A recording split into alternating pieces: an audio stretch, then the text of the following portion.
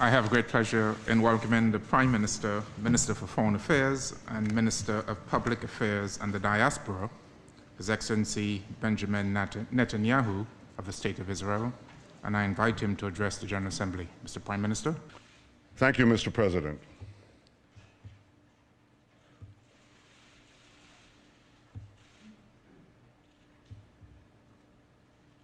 I feel deeply honored and privileged to stand here before you today representing the citizens of the State of Israel. We are an ancient people. We date back nearly 4,000 years to Abraham, Isaac, and Jacob. We have journeyed through time. We've overcome the greatest of adversities, and we reestablished our sovereign state in our ancestral homeland, the land of Israel. Now, the Jewish people's odyssey through time has taught us two things: never give up hope, always remain vigilant. Hope charts the future. Vigilance protects it. Today, our hope for the future is challenged by a nuclear-armed Iran that seeks our destruction. But I want you to know that wasn't always the case.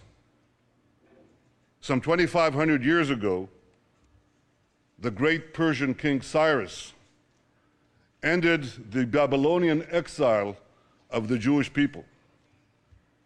He issued a famous edict in which he proclaimed the right of the Jews to return to the land of Israel and rebuild the Jewish temple in Jerusalem.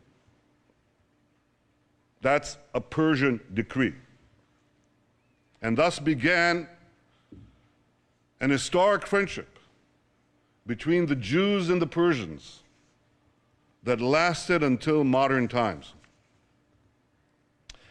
But in 1979, a radical regime in Tehran tried to stamp out that friendship. As it was busy crushing the Iranian people's hope for democracy, it also led wild chants of death to the Jews. Now, since that time, presidents of Iran have come and gone. Some presidents were considered moderates, others hardliners. But they've all served that same unforgiving creed, that same unforgiving regime. That creed that is espoused and enforced by the real power in Iran, the dictator known as the supreme leader. First Ayatollah Khomeini, and now Ayatollah Khamenei. President Rouhani, like the presidents who came before him, is a loyal servant of the regime. He was one of only 6 candidates the regime permitted to run for office. See, nearly 700 other candidates were rejected. So what made him acceptable? Well, Rouhani headed Iran's Supreme National Security Council from 1989 through 2003. During that time, Iran's henchmen gunned down opposition leaders in a Berlin restaurant. They murdered 85 people at the Jewish Community Center in Buenos Aires. They killed 19 American soldiers by blowing up the Khobar Towers in Saudi Arabia.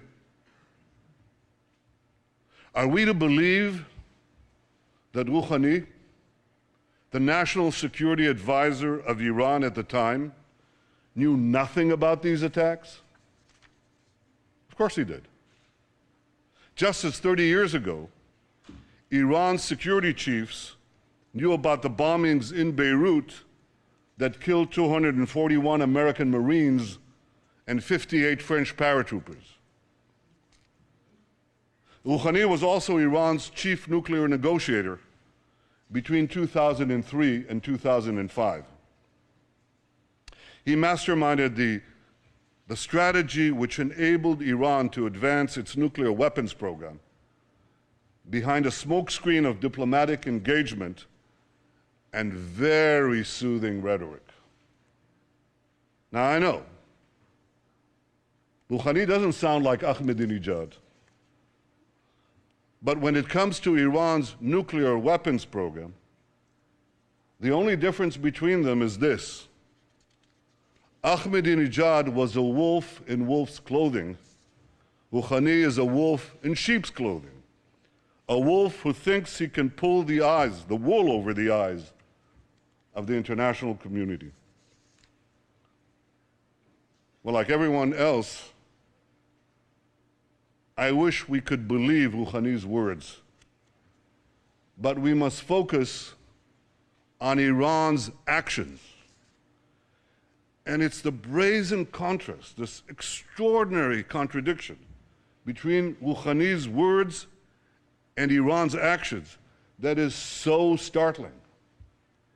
Rouhani stood at this very podium last week and praised Iranian democracy. Iranian democracy, he said. But the regime that he represents executes political dissidents by the hundreds and jails them by the thousands. Rouhani spoke of, quote, the human tragedy in Syria. Yet Iran directly participates in Assad's murder and massacre of tens of thousands of innocent men, women, and children in Syria. And that regime is propping up a Syrian regime that just used chemical weapons against its own people. Rouhani condemned the, quote, violent scourge of terrorism. Yet in the last 3 years alone, Iran has ordered, planned, or perpetrated terrorist attacks in 25 cities in 5 continents. Rouhani denounces, quote, attempts to change the regional balance through proxies. Yet Iran is actively destabilizing Lebanon, Yemen, Bahrain, and many other Middle Eastern countries. Rouhani promises, quote, constructive engagement with other countries. Yet 2 years ago, Iranian agents tried to assassinate Saudi Arabia's ambassador in Washington, D.C. And just 3 weeks ago, an Iranian agent was arrested trying to collect information for possible attacks against the American embassy in Tel Aviv. Some constructive engagement. I wish I could be moved by Rouhani's invitation to join his wave, a world against violence and extremism. Yet the only waves Iran has generated in the last 30 years are waves of violence and terrorism that it has unleashed in the region and across the world. Ladies and gentlemen, I wish I could believe Rouhani, but I don't. Because facts are stubborn things. And the facts are that Iran's savage record flatly contradicts Rouhani's soothing rhetoric. Last Friday, Rouhani assured us that in pursuit of its nuclear program, Iran, this is a quote, Iran has never chosen deceit and secrecy. Never chosen deceit and secrecy. Well, in 2002, Iran was caught red-handed, secretly building an underground centrifuge facility in Natanz. And then, In 2009, Iran was again caught red-handed, secretly building a huge underground nuclear facility for uranium enrichment in a mountain near Qom. Rouhani tells us not to worry. He assures us that all of this is not intended for nuclear weapons. Any of you believe that? If you believe that, here's a few questions you might want to ask. Why would a country that claims to only want peaceful nuclear energy, why would such a country build hidden underground enrichment facilities? Why would a country with vast natural energy reserves invest billions in developing nuclear energy? Why would a country intent on merely civilian nuclear programs continue to defy multiple Security Council resolutions and incur the tremendous cost of crippling sanctions on its economies? And why would a country with a peaceful nuclear program develop intercontinental ballistic missiles whose sole purpose is to deliver nuclear warheads? You don't build ICBMs to carry TNT thousands of miles away. You build them for one purpose, to carry nuclear warheads. And Iran is building now ICBMs that the United States says could reach this city in 3 or 4 years. Why would they do all this? The answer is simple. Iran is not building a peaceful nuclear program. Iran is developing nuclear weapons.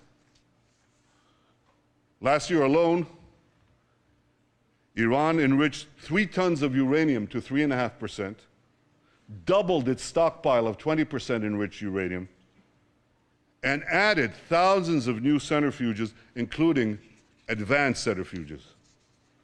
It also continued work on the heavy water reactor in Iraq. That's in order to have another route to the bomb, a plutonium path.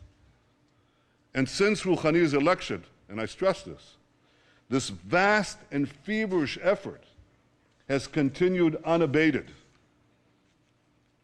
Ladies and gentlemen, underground nuclear facilities, heavy water reactors, advanced centrifuges, ICBMs.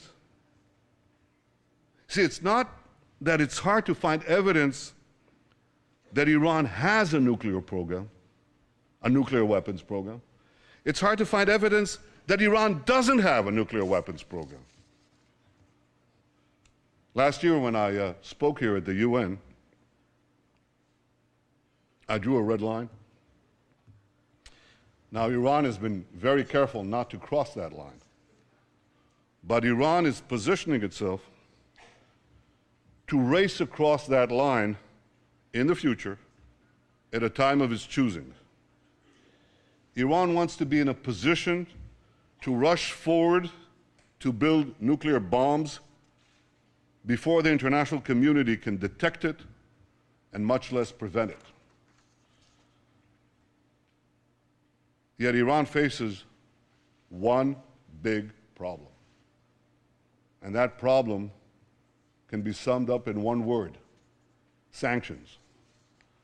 I've argued for many years, including on this podium, that the only way to peacefully prevent Iran from developing nuclear weapons is to combine tough sanctions with a credible military threat. And that policy today is bearing fruit. Thanks to the efforts of many countries, many represented here, and under the leadership of the United States, tough sanctions have taken a big bite off the Iranian economy. Oil revenues have fallen, the currency has plummeted, banks are hard-pressed to transfer money. So as a result, the regime is under intense pressure from the Iranian people to get the sanctions relieved or removed. That's why Rouhani got elected in the first place. That's why he launched his charm offensive. He definitely wants to get the sanctions lifted. I guarantee you that. But he doesn't want to give up Iran's nuclear weapons program in return. Now, here's a strategy to achieve this. First, smile a lot. Smiling never hurts. Second, pay lip service to peace, democracy, and tolerance. Third, offer meaningless concessions in exchange for lifting sanctions. And fourth, and the most important, ensure that Iran retains sufficient nuclear material and sufficient nuclear infrastructure to race to the bomb at a time that it chooses to do so. You know why Rouhani thinks he can get away with this? I mean, this is a ruse. It's a ploy. Why does Rouhani think thinks he can get away with it? Because he's gotten away with it before. Because his strategy of talking a lot and doing little has worked for him in the past. He even brags about this. Here's what he said in his 2011 book about his time as Iran's chief nuclear negotiator. And I quote, "While we were talking to the Europeans in Tehran, we were installing equipment in Isfahan." Now, for those of you who don't know, the Isfahan facility is an indispensable part of Iran's nuclear weapons program. That's where uranium ore called yellow cake is converted into an enrichable form. Rouhani boasted, and I quote, "By creating a calm environment, we were able to complete the work in Isfahan." He fooled the world once. Now he thinks he can fool it again. You see, Rouhani thinks he can have his yellow cake and eat it too. And he has another reason to believe that he can get away with this. And that reason is called North Korea. Like Iran, North Korea also said its nuclear program was for peaceful purposes. Like Iran, North Korea also offered meaningless concessions and empty promises in return for sanctions relief. In 2005, North Korea agreed to a deal that was celebrated the world over by many well-meaning people. Here's what the New York Times editorial had to say about it. Quote, "For years now, foreign policy insiders have pointed to North Korea as the ultimate nightmare, a closed, hostile, and paranoid dictatorship with an aggressive nuclear weapons program. Very few could envision a successful outcome, and yet North Korea agreed in principle this week to dismantle its nuclear weapons program, return to the NPT, abide by the treaty's safeguards, and admit international inspectors. And finally, diplomacy, it seems, does work after all." Ladies and gentlemen, a year later, North Korea exploded its first nuclear weapons device. Yet, as dangerous as a nuclear-armed North Korea is, it pales in comparison to the danger of a nuclear-armed Iran. A nuclear-armed Iran would have a chokehold on the world's main energy supplies. It would trigger nuclear proliferation throughout the Middle East, turning the most unstable part of the planet into a nuclear tinderbox. And for the first time in history, it would make the specter of nuclear terrorism a clear and present danger. A nuclear-armed Iran in the Middle East wouldn't be another North Korea. It would be another 50 North Koreas. Now, I know that some in the international community think I'm exaggerating this threat. Sure, they know that Iran's regime leads these chants, death to America, death to Israel, that it pledges to wipe Israel off the map. But they think that this wild rhetoric is just bluster for domestic consumption. Have these people learned nothing from history? The last century has taught us that when a radical regime with global ambitions gets awesome power, sooner or later, its appetite for aggression knows no bounds.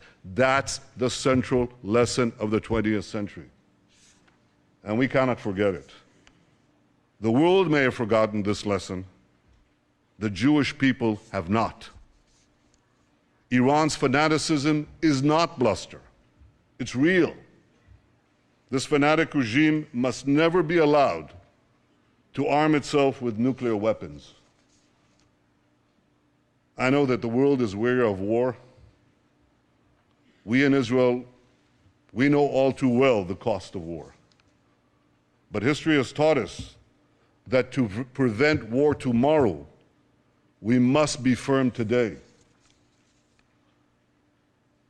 This raises the question, can diplomacy stop this threat? Well, the only diplomatic solution that would work is one that fully dismantles Iran's nuclear weapons program and prevents it from having one in the future. President Obama rightly said that Iran's conciliatory words must be matched by transparent, verifiable, and meaningful action. And to be meaningful, a diplomatic solution would require Iran to do 4 things. First, cease all uranium enrichment. This is called for by several Security Council resolutions. Second, remove from Iran's territory the stockpiles of enriched uranium. Third, dismantle the infrastructure for a nuclear breakout capability, including the underground facility at Qom and the advanced centrifuges in Natanz. And 4, stop all work at the heavy water reactor in Iraq aimed at the production of plutonium. These steps would put an end to Iran's nuclear weapons program and eliminate its breakout capability. There are those who would readily agree to leave Iran with a residual capability to enrich uranium. I advise them to pay close attention to what Rouhani said in a speech to Iran's Supreme Cultural Revolutionary Council. This was published in 2005. I quote, here's what he said. A country that could enrich uranium to about 3.5% will also have the capability to enrich it to about 90%. Having fuel cycle capability virtually means that a country that possesses this capability is able to produce nuclear weapons. Precisely. This is why Iran's nuclear weapons program must be fully and verifiably dismantled. And this is why the pressure on Iran must continue. So here's what the international community must do. First, keep up the sanctions. If Iran advances its nuclear weapons program during negotiations, strengthen the sanctions. Second, don't agree to a partial deal. A partial deal would lift international sanctions that have taken years to put in place in exchange for cosmetic concessions that will take only weeks for Iran to reverse. Third, lift the sanctions only when Iran fully dismantles its nuclear weapons program. My friends, the international community has Iran on the ropes. If you want to knock out Iran's nuclear weapons program peacefully, don't let up the pressure. Keep it up. We all want to give diplomacy with Iran a chance to succeed. But when it comes to Iran, the greater the pressure, the greater the chance. 3 decades ago, President Ronald Reagan famously advised, trust but verify. When it comes to Iran's nuclear weapons program, here's my advice. Distrust, dismantle, and verify. Ladies and gentlemen, Israel will never acquiesce to nuclear arms in the hands of a rogue regime that repeatedly promises to wipe us off the map. Against such a threat, Israel will have no choice but to defend itself. I want there to be no confusion on this point. Israel will not allow Iran to get nuclear weapons. If Israel is forced to stand alone, Israel will stand alone. Yet in standing alone, Israel will know that we will be defending many, many others. The dangers of a nuclear-armed Iran and the emergence of other threats in our region have led many of our Arab neighbors to recognize, finally recognize, that Israel is not their enemy.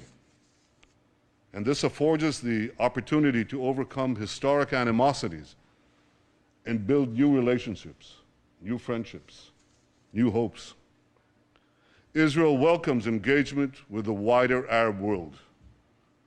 We hope that our common interests and common challenges will help us forge a more peaceful future. And Israel continues to seek an historic compromise with our Palestinian neighbors, one that ends our conflict once and for all. We want peace based on security and mutual recognition, in which a demilitarized Palestinian state recognizes the Jewish state of Israel. I remain committed to achieving an historic reconciliation and building a better future for Israelis and Palestinians alike. Now, I have no illusions about how difficult this will be to achieve. 20 years ago, the peace process between Israel and the Palestinians began.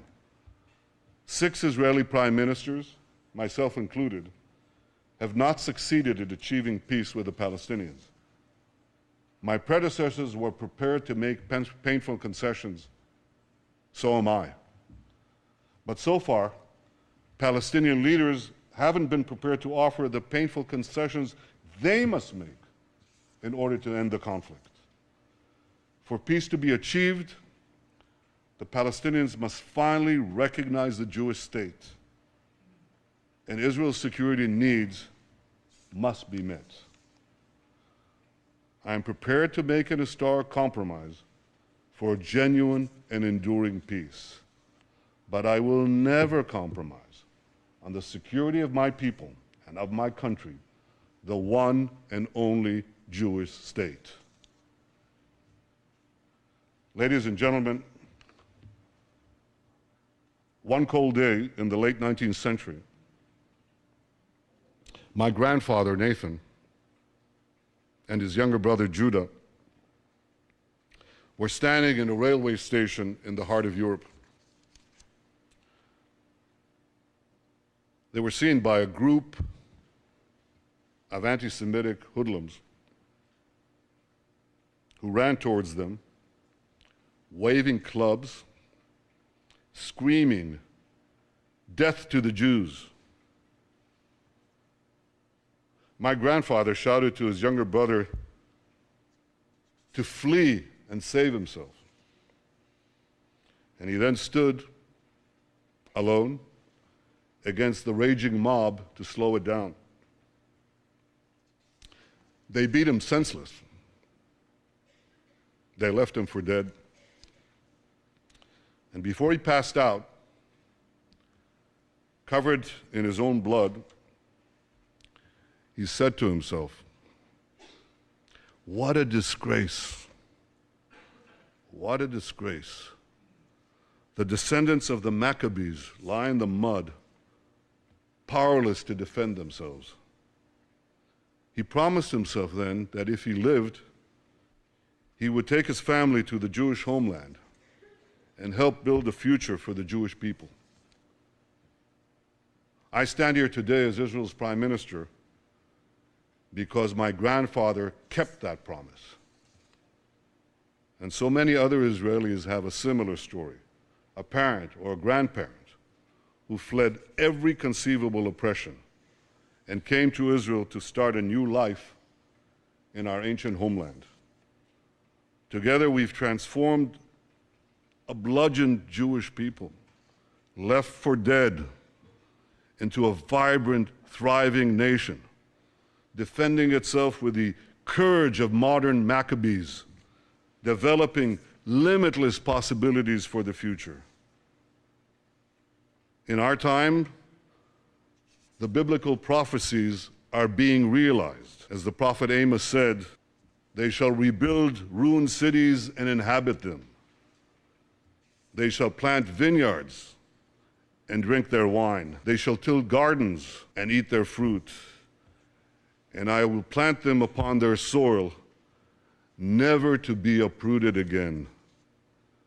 Veshavti et shvut ami Yisrael, ובנו ערים נשמות וישבו, ונטו כרמים ושתו את יינם, ועשו גינות ואכלו את פריים, ונטטים על אדמתם, ולא ינטשו עוד." Ladies and gentlemen, the people of Israel have come home never to be uprooted again.